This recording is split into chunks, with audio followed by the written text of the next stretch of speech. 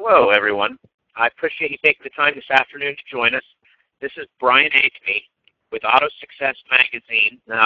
Today, we have two special guests, Rebecca Chernick and Jim Longacre. They're both going to share with you techniques you can use to have subprime sales success. We're going to talk about some things that are tried and true, as well as some things that are coming down the line that you might not be aware of, or maybe you are. But we're going to discuss how you can get ahead of the curve and you can beat the competition and have subprime sales success. As I said, my name's Brian Ankeny. Becky, would you mind sharing with us a little bit about yourself? And when she's finished, Jim, could you give us a quick bio about yourself? Sure thing. I grew up in the car business. I started selling cars in 1987.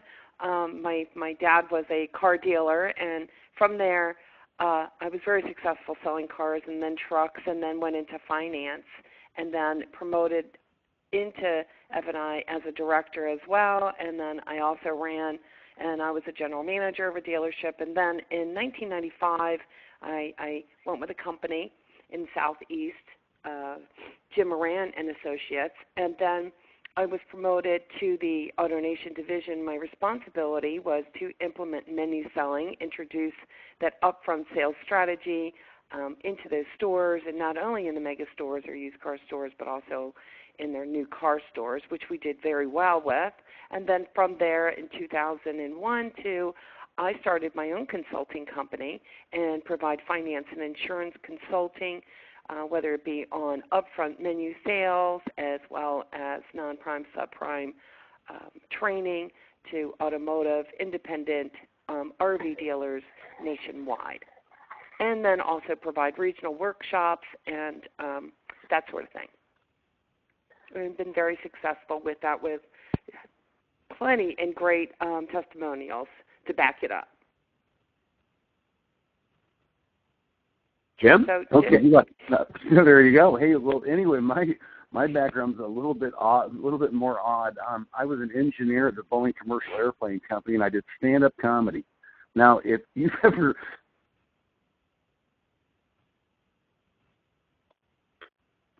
my job at Boeing, and I've been laid off at my job at Boeing, and I wasn't that funny, so my career path took me to a bankruptcy back in the 80s, and what happened for me is I started investigating all the different ways to repair and educate yourself for credit, and these attorneys wanted thousands of dollars. Well, I became an expert at what to do, and then I went and bought a car, and I ended up in the car business because the manager said that I was enthusiastic and somewhat entertaining.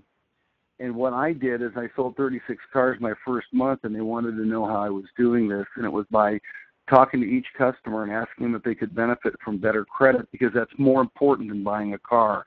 Our company specializes in increasing traffic and customer retention and community awareness by helping people, and you'll sell more cars helping people than you will sell selling people. I ended up the general manager at the Folsom Lake Group. We sold 1,200 cars a month. And in 1998, I gave my first seminar to 250 people about how to improve your credit. We sold 44 cars after I talked for an hour and a half. And the dealer said, "Wow, that was a really good idea." And I said, "Yeah, I quit." And I've been teaching people for 16 years around the country, and I'm a spokesperson for hundreds of dealerships and dealership groups, from Lithia to small stores with 2 people. And it really boils down to, if the number one thing in the car business nowadays is conversions. How do I get the people down to my store? Well, 100% of special finance customers can benefit from a higher credit score. And to close the appointments and to get people into the store, we use the same tools that you use to close deals, which is we ask the customer if they could benefit from a higher credit score. And the answer is always yes. And we let them know we can help them, and you can. And that translates into thousands of customers. So anyway, that's just one of the things that we work on, is increasing traffic from your existing advertising. And it kind of works in concert with what Becky does, is to get a good special finance department going. So we've got 2 things going today: how to build a great special finance department, and then how to double the amount of people that come in from your existing advertising. That's it from me. Okay. This is Brian again. I'd like to ask you guys a few questions. Will TrueCar go subprime in the near future? And if not, how or if you're not up on it, how do you properly navigate through these perilous waters? Where is this going to take our industry? Well, I'll answer that one. I think that there's been a lot of talk recently about TrueCar, frankly, and some of these guys are not very pleased about what's going on with TrueCar. But, and we can, in some cases, I absolutely agree. But, frankly, the consumer is done being taken to the cleaners. I mean, they want transparency. And the reason why TrueCar is doing so well is, and it doesn't matter whether it's right, wrong, or indifferent, but it's the perception. It's that customer that sees and feels that they are being treated up front. Now, I'm not saying that TrueCar today is dealing in subprime business, but you can bet they're thinking through some financing options for their customers. So, and I believe that will be because that customer wants to be treated fairly. They want to see a transparent process in place, and so they may feel that this is the right way for them. So I'm thinking that we need to be ahead of the curve, like you said, and know that we need to have some policies and procedures, available for that customer to be able to obtain financing earlier on in the entire sales process. And I think Jim's going to add on to that as well, and the importance of establishing that relationship sooner in the process. Don't let TrueCar do it for you. In fact, be more proactive. Make sure that we have the availability of answering customers' concerns and questions as it pertains to their financing. And in fact, I know, again, Jim will talk about the fact that he actually instructs customers on, or teaches them how to back into their own approval. So I'll kind of let him go over that himself, but that's kind of where I'm going with that TrueCar thing, because I just think that we just need to do a better job, be more proactive, have that information readily available for the customer. Jim? Yeah, Becky and I are like-minded in this way. I mean, a TrueCar price is great, but it doesn't mean that customer qualifies for it. So here's the big problem. The real education for the customer needs to come down to the point where we show them how to be loan makers rather than car buyers. Because we can take a customer out at any time and get them excited about a car they can't buy. And then, of course, that translates to no growth, unhappy customers, and people leaving the lot.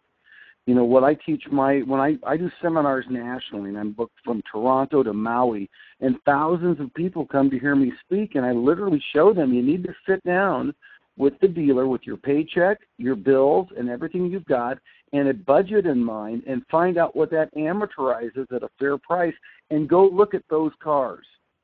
Because that's the way to not only streamline the sales process, but to improve customer satisfaction through, being able to show them a car they can go home with that you're not calling them back for to get more money down or to, dehorse them and put them into a different vehicle. It not only benefits the customer, but it benefits the dealer also in many, many different ways. And even when you have an aged inventory and you're able to sell a car at almost no profit whatsoever because you know what the customer can finance, but you're glad to get out of that vehicle before more book changes. And then, of course, the cars that you're in you're able to sustain a good gross per vehicle average while maintaining a happy customer rather than trying to get money out of them that they don't have. So TrueCar is great for pricing, but it doesn't translate to the special finance arena where we need to sit down and make our customers happy by giving them real information on what they can qualify for. Okay. Thank you, guys. Got another question for you. With the CFPB on the prowl for predatory, deceptive trade and lending practices, how is this impacting dealers now, and what do they need to consider moving forward? Well, I do know that if dealers aren't aware of the CFPB, they will be. I don't think that this deal is going away anytime soon. Banks are currently being scrutinized and monitored for any type of deceptive, predatory lending by dealers, and each and every single one of their contracts is being scrutinized. So for any type of discriminatory behavior as it pertains to higher rates to that minority group, and or even to the point where, again, like it or not, is these products. I mean, they're monitoring if in the event that this individual is actually being charged a higher amount for products versus someone who isn't in that minority group. So these are things that we need to be better aware of, and we have to do a better job with understanding what those regulations and guidelines include. So I think that it's just a matter of working smarter and learning how to be more consistent in our overall practices.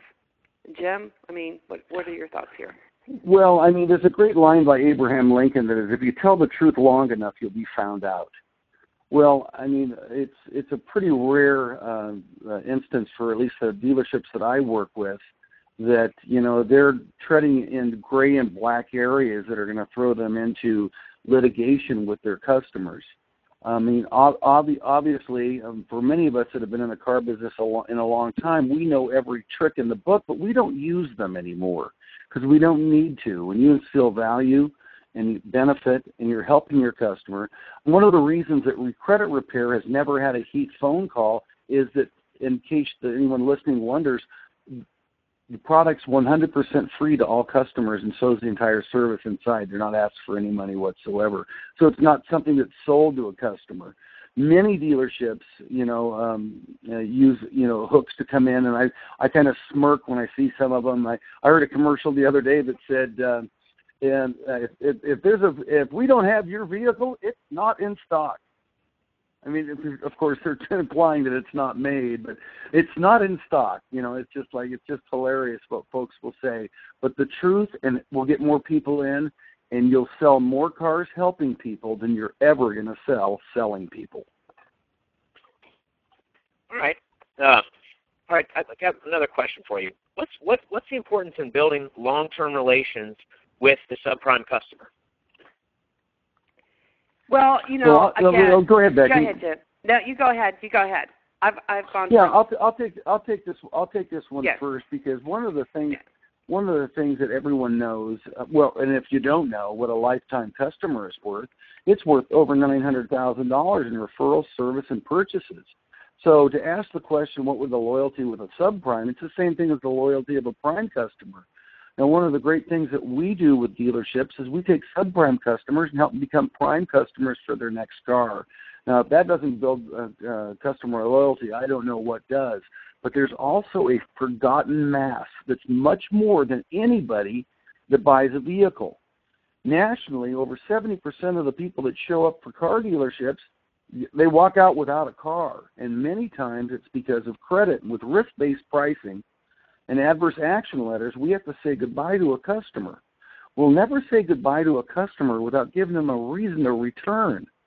Our customers in the subprime arena are able to go out with a customer that's in a difficult situation and say, look, we can't help you right now, but we want to give you some guidance.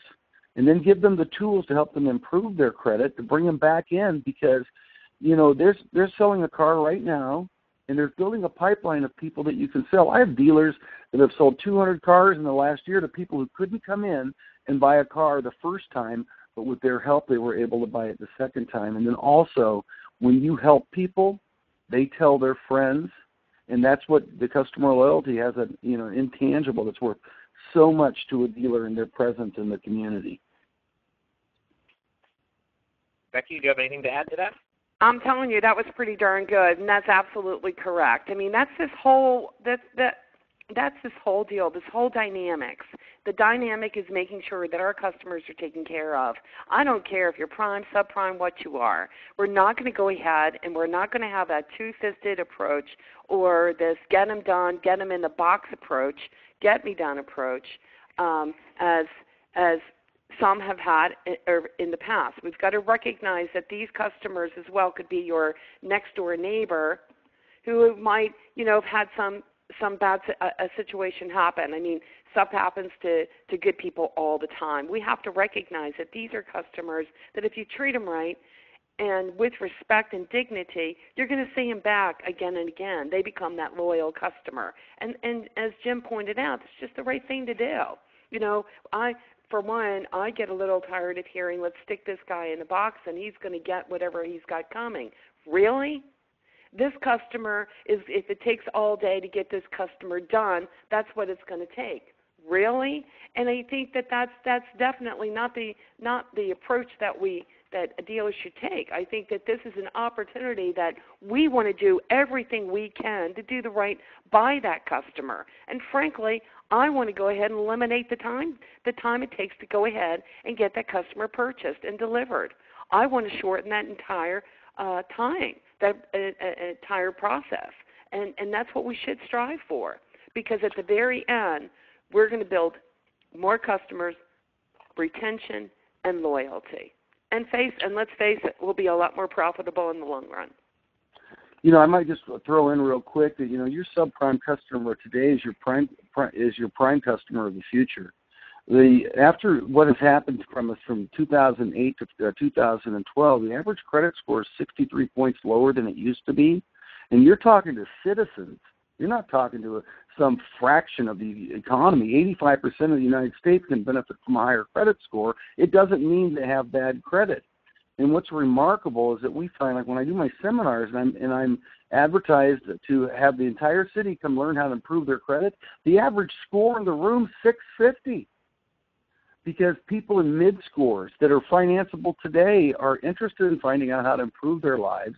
And when you offer that type of help, you draw in not only the customer that can use the help, but someone who's financeable at a good rate right now. Okay. Yeah. Well, go ahead, Becky. No, go ahead. Okay. I would say this next question, and actually in your answers to some of the other questions, you touched on this some, but please elaborate. You know, any other ideas you have. You know, why is it critical to engage with the customer earlier in the process, perhaps even when the customer's fishing on your website for financing? Jim? Well, I mean, if I understand the question correctly, is you want to know why we want to engage with the customer when they're on our website? Yeah, and real early in the process. Well, I mean, you know, it's kind of interesting is that really the number one rule in sales, and seasoned sales professionals just nod their head, is, you know, don't talk about the car deal on the phone, get them down to the dealership. You know, one of the things when I was involved in special finance, and I had 16 special finance managers that worked for me at my group, so you can imagine my contracts in transit. But the fact of the matter is that, you know, we would school the customers to come down with everything that they needed to be involved in an approval process, whether it was, you know, the POI, POR, their references, have everything ready, and then sit down with them, and then we'd make out a package for the bank and a package for the file right in front of them, and then go through it and show them what it is the bank is going to do, because ultimately the customers need to understand that the bank's going to make the decision, and they have parameters. And when we educate the customer that this is how money is lent, they're much more understanding, because a lot of times folks will come in wanting a four-wheel drive truck, and really the bank's going to let them go home in a used Fusion or, you know, or a PT Cruiser or something that's going to work for the customer. But engaging with them early and telling them honestly what needs to happen is very important. But I think you really need to get them down to the store to have a very successful engagement with them. I think over the phone, the ultimate goal is to get the folks to commit. I tell one of the greatest lines that I share with folks is when I'm talking with a customer, I say, look, if I can help you get into a car and I can change your life, and even if I help you change your life and you don't have to buy a car, do you have any objection to coming down and seeing me? And it's amazing how often with that question, customers will just say, no, I don't have an objection. Now, here's a psychology I'll share with you behind that. When dealerships say, can you come down and when? Or can you come down today and what time? You're asking the human being to make two decisions at one time, and it'll freeze them up. But if you say, if I can help you, do you have any objection to coming down? They'll say no so quickly, the commitment to show up is over, and then you can just say, what time can you be here? And you'll be amazed how that simple technique will increase your show ratio on your appointments. But once again, to answer your question, engage with the customer in an honest fashion, and then get them to come down to the dealership with the tools that they need and be enthusiastic. I'm going to mention that in one moment. Right now, if I'm enthusiastic if I can enthusiastically convince the customer I'm going to help him, he will show up for his appointment. And I absolutely agree. There's so many times that, and I get it that finance is busy, and I get that we have customers and we're doing deliveries, and these phone calls, however, they get dropped. And they go into this black hole, never to be to talk to the customer again. And I think that we're not doing ourselves justice in that regard. If in fact that customer is shopping, and I know DealerTrack has stated that on average, a customer is shopping 8 minutes on a dealership website for financing. And frankly, I want to get to that customer as soon as I can when they're fishing for their financing terms. And as Jim pointed out, and also to educate them. There's nothing wrong with educating that customer earlier on in that process. Again, if it's something that we feel or they feel, I'm not sure if I can get financed or not. But having that, communicating with that customer earlier on, engaging, getting that, I know I just finished off with a 2-day workshop, and we were talking about a dealership's website, and this dealer is big. They're huge. Huge, 40 stores, and they are putting their website, they are changing their website to be more attractive to that customer, to attract more online customers. And the same goes for AutoNation right now. They're doing the exact same thing. In December, they have a pilot going on currently for their online customers.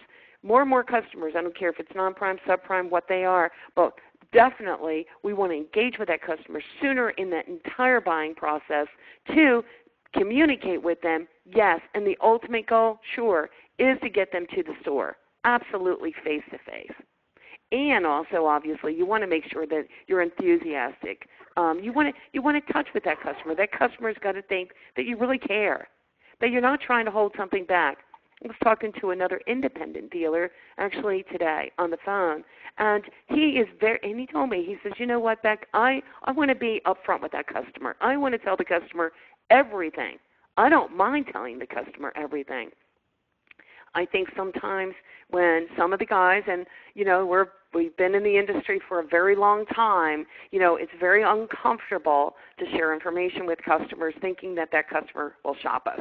And I think we have to abolish that thinking. I think that the sooner we embrace that customer and create that relationship of some sort, getting that trust and tearing down those walls, I think we're going to fare a lot better. And I think we definitely have to be more proactive in making sure we manage and do a better job with that. There you have it. Okay. Guys, I have another question for you. What does texting offer dealers, and how is it changing the way, or how is it and how will it continue to change the way that we communicate with our customers, and how is it a critical component to closing more sales? Well, I can tell you, I did an article on this, and I know that dealers currently are utilizing some texting with their customers. But the thing is that generally the sales consultant is the one utilizing their own phones to text with that customer. And that's not necessarily something I would think a dealer would want to expose themselves to, having a salesperson to have their customer information. Rather, there's an interesting there's a company called ZipWhip, which would also be attending the seminar, and for the past 2 years, what they're able to do is actually make landlines live. So what do I mean by that? It allows an individual, and let's think about who that individual may be. It's going to be maybe the individual who is a subprime, who is maybe in that minority group, who really, that's what they like to do, the Gen Y customer. They want to text in. They want to use that technology. And if, in fact, we're smart about it, it will allow the dealer to be able to utilize that texting ability to be able to engage sooner with that customer. So as Mike points out, in that 5-minute, if we're able to return or to have that conversion rate down to 5 minutes, then we can do a much better job in getting, as Jim pointed out, getting that customer into that dealership sooner. So I think texting is a really cool tool. Is it the answer to everything? No, but it's certainly a great tool to engage with that customer sooner. So basically, that text will go into whatever department, whether it be service, whether it be finance, whatever, and managed appropriately. And the dealer would have the control of that lead. So I do think it's something that is definitely worthwhile for dealers to look at, to see if that's something that they can incorporate in their day-to-day practices. Yeah. Ultimately, all communication, whether it's text, email, social media, even radio, television, your outbound phone calls, your inbound phone calls, it's all communication. But really, it doesn't matter what you sell. It matters what are you saying differently to get people to show up at your store. Yeah. If you're going to go down the same road, if I can get you approved, we got lots of banks, we got great cars, I got a service department, we help lots of folks. Well, that doesn't really set you much apart from anyone else, does it? It's the same thing over and over again. I mean, it's just the exact same thing. So what are we saying differently? One of the reasons our dealerships that we work with have such a high increase in their show ratios is because our particular approach to be able to add something different than the car will help you improve your life, which is 100% of your customers. The hot button for 100% of special finance customers is not the car. It's credit. And let me ask you, and let me illustrate that easily. I don't know how many special finance managers or directors or salespeople are listening, but how often have you said this to a customer? Look, I want you to buy this car and pay for it on time. It's going to help your credit. It's the number one close in special finance, guys. Analytically, it's said more than anything else. Well, if I tell a customer I can help that buying a car, it's going to help their credit, and they walk into finance and buy it, what do we sell on the phone? What do we sell in a text? And what do we sell on our outbound and inbound phone calls? We sell appointments. So we're able to incorporate something specific to that market that benefits them along with the car. Now I've really separated myself from the competition. And then I get to take advantage of all the systems that Becky talks about. So they really do work in concert. You want to improve your show ratios, you want to improve your conversions, and you want to streamline your process. And the two together is really the formula for a successful department. More people handled correctly. What dealer doesn't want that? Okay. Couldn't have said it any better. It's perfect. It's true. Perfect. Well, when you speak to raising their credit score, is it possible to raise a customer's credit score 100 points? And how does it help? How does it benefit the dealership? Well, I had to smile at that with 10,000 letters in our box over the last 16 years. You can even go to YouTube. There's one that I have nothing to do with. Some customer from one of mine up in Milwaukee holds his credit score up. Now this is remarkable. The gentleman says, I used the software that I was given at the Ford dealership, and my score was 672. 45 days later, I'm an 835. Now what's funny about that? 672 is not subprime, but it resonated with that individual. 60 Minutes has done 2 segments on what I do in the last year and a half, and here's what the problem is. They've identified that 80% of the credit bureaus in the United States are wrong, and the average credit score is about 47 points lower than it should be, because a credit bureau is a snapshot of your character, and the only person responsible for its accuracy is you, and they don't teach you how. Now, my books and software are passed out in unified school districts, thank gosh, in my home state of Texas, and we're working with other dealers, but the way it benefits a dealer is first and foremost, more appointments, get more people into the dealership talking about I'll help you change your life if you come down. And then once again, while they're making payments on their car and using the software, which costs them nothing, they get to change their lives and tell other people about the process. Also, if you really know a lot about credit repair, there's a link on their website where I literally talk about the dealership and how we can help you. and it captures customers' information. So once again, it increases the show ratio because we have something to talk about that other people aren't talking about, that 100% of the customers need.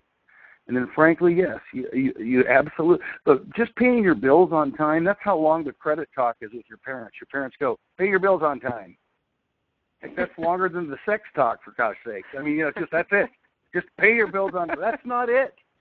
Because you have balances. I mean, our particular program doesn't, I'm not a credit repair company. I'm an educator. What is it in the algorithm? The credit scores were developed by Bill Fair and Earl Isaac. Fair Isaac, ever heard of that? Fair Isaac Company, FICO, in 1954. And if you don't understand what your credit score is built on, then you really can't affect it. But yeah, we see almost every single person that gets involved in the education of their credit improves their score dramatically. Okay. They do not need, and the amazing thing is that, and if you learn anything today, and that's a pretty easy statement for anyone to remember, if you learn one thing today, is that a credit repair company, an attorney can't do anything you can't do yourself, and our process automates it so you can do it in 30 seconds. It's very, very simple. So it's a big benefit to everybody. Becky, why does landing the customer on the wrong car cause havoc and erode profits, increasing liability and diminishing overall customer satisfaction?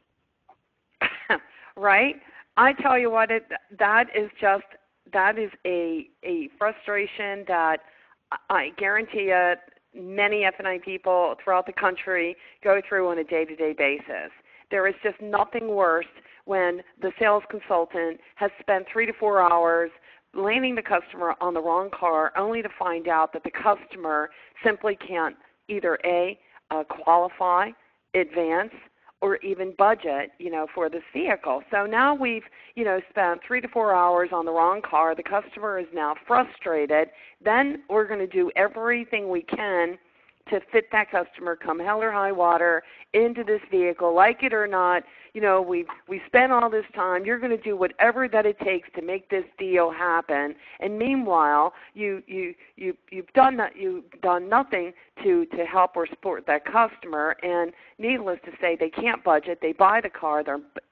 They're not able to secure any other value-added products, and by that I mean a service contract or perhaps maybe gap or that sort of thing. And I'll tell you what, right now, if in the event that there is a repair down the road later on, the customer is still trying to figure out how the heck they're going to make their car payment, let alone repair the darn car. So you want to talk about a headache? They're going to figure out right then and there, well, wait a second, I need to get the heck out of this car deal. Or they may say, well, no one bothered to review any of these other options with me or give me the opportunity to purchase a service contract. I don't remember that ever happening. And a lot of times that doesn't happen. Some of the F&I people may forget, or they don't think to go ahead and offer that customer a menu. They're doing everything they can just to squeeze and put this customer into this car that they hope to budget for, and then unfortunately they didn't do the steps of the sale that they were supposed to do. And so what happens is then the customer comes back around and says, hey, you didn't offer me this or that or the other. How come you didn't offer it to me? How come you offered it to somebody else? So now we open ourselves up to other type of legal issues, and then, of course, this repossession that doesn't feel good. It's nothing positive for anyone. So I think it's really critical more than ever that we do a better job in handling and doing standard credit criteria to determine before we go out 4 hours out or whatever, not putting customers on the wrong car, determining, with some sense, as to what the customer can actually qualify or have some sort of direction than just putting someone on a car and any car will do mentality, and we'll just make all this magic happen in the F&I department and or all these mind deals that never come together. And I can tell you how frustrated F&I can be at times when, in fact, we get these mind deals that send into F&I. And what do I mean by a mind deal? A deal that will never come together. It can't come together. Either the bank won't buy it or the customer won't pick up the payment. And needless to say, then the customer leaves and goes elsewhere and buys a vehicle. So these are things we definitely want to avoid. Jim? I know you have a bunch to say on that one, too. So. Well, actually, it's funny. I don't. I mean, and here's why. It's to ask the questions to answer it. But here's the longer answer, and it's certainly a longer conversation we'll gladly have later, is that we all agree putting people on the wrong car is a business killer, not only from profit and customer service, but now here's the question, so what do I do differently? And that's what we're going to be talking about at the seminar in Atlanta. We're going to be laying out processes to solve the problem. Identifying the problem is easy. Okay, it's a problem. Okay, but once again, if you keep on doing the same thing, you're going to keep on getting the same results. That's pretty, set definition of insanity. So for all the dealers that would like to do something different, it's time to sit down and have a real good discussion on what the process can change and all those ideas that Becky and I are going to bring to the table in Atlanta. Yep. And guys, everyone on the call, this is Brian Aitken again with Auto Success. I want to invite you to take a look at, and I'll send you a link after this webinar to this website. But Becky and Jim will both be speaking April 7th and 8th in Atlanta. And as you can see right here, the price is $1,195 per seat. By coming and attending our webinar today, you will qualify for a special discount, and you'll be invited to the event. I will email everyone a couple hours after the event with that information. I wanted to throw that out there because we're running a little bit long. I still have a couple more great questions I'd like to ask, but just in case some of you had other engagements, I wanted to let you know about that before we ask the next couple of questions. My next question is, why is it important to learn how to read a credit bureau, and how is it essential to obtaining better loan approvals? I'll let Jim go ahead and go on that. Go ahead, Jim. All right, sounds good. Well, I mean, that's, not that to ask obvious questions. I mean, you have to know how to read a credit report to even put a loan together. But that's part of the informational process going on for us as dealers to understand what kind of advance and what banks we have available to go through. A credit report, like I said, is a snapshot of a customer's character. Not really. What it is a snapshot of what the banks are going to look at. We need to understand how they're going to digest it. So we need to know how to read it as well as a bank. I can remember when I was working in Northern California at a large Toyota Ford Kia point. I was the special finance director, and I knew the bank programs better than the bank. I would argue with them and say, no, this guy fits your program. And then the bank, the loan officer would go, oh, yeah, I guess you're right. Yeah, because you've given me your criteria. And by being able to read their report, I'm able to say, okay, look, this guy's had an open auto loan for over a year. His discharge of his bankruptcy is 2 years ago. He has an open line of credit. Those are the criteria you have. Well, without the knowledge to be able to read that, you can't place it in the right place. So there's the second part of that puzzle. You not only know how to read your credit reports, you have to have an intimate knowledge of your dealer agreements and the buying criteria of the banks you have. And there's so many different banks, and of course that's one of Becky's specialities is to be able to get the dealer agreements to the right banks so that you can have the largest swab of customers that you can get financed. So reading a credit report is, to ask why it's important. I'm not sure who asked that, but the fact of the matter is that we can't be effective salespeople in retail, special finance, internet, anywhere, and if we can't read a credit report and all the little nuances within it. I tell you, I've had, and I told you before, I offer the workshops on basic maintenance, basic menu selling, and also F&I fundamentals. And I can tell you, and it's a shame. It really is a shame.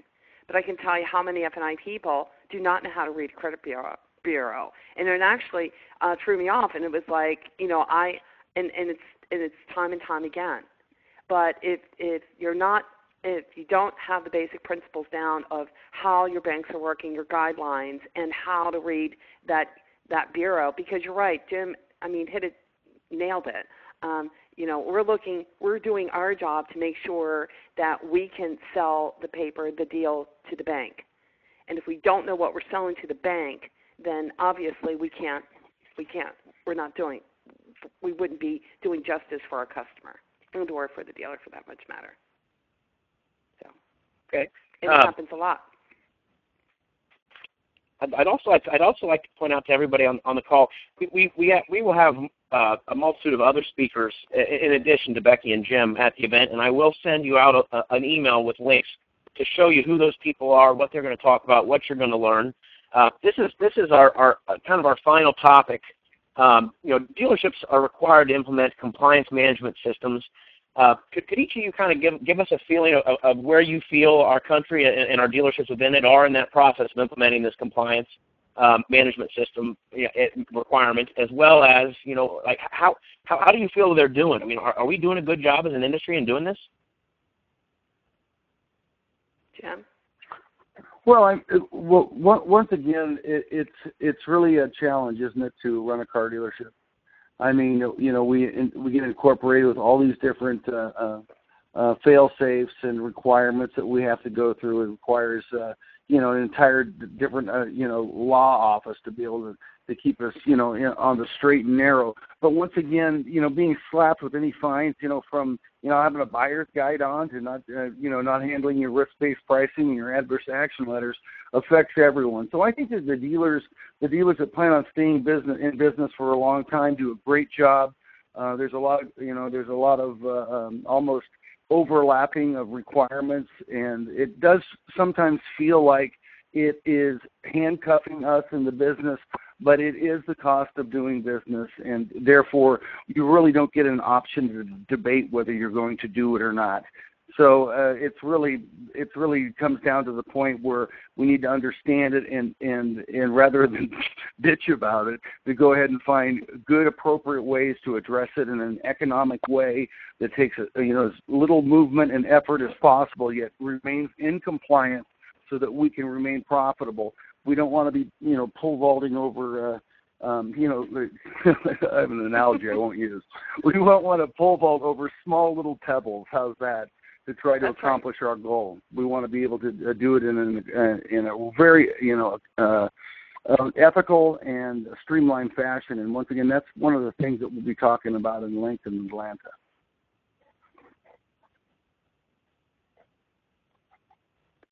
All right, everyone. Well, everyone who took the time out of their day today to attend our webinar, I hope that you learned some valuable information. You'll have the opportunity to learn more in Atlanta. If you choose to come down, I will be sending you a discount. Also, I'd like to thank Becky and Jim. Thank you for taking the time to be with us today. I'm sure that all of our attendees learned some valuable information. This is Brian Aitken with Auto Success. You'll get emails from me if you have any questions about this. I will include contact information for both Becky and Jim in my email to you, so that you're welcome to reach out to any of the three of us at any point. Everyone, I really appreciate you taking the time today. Thanks. Thank you. Thank you, too. Appreciate it. All right. Goodbye, everyone.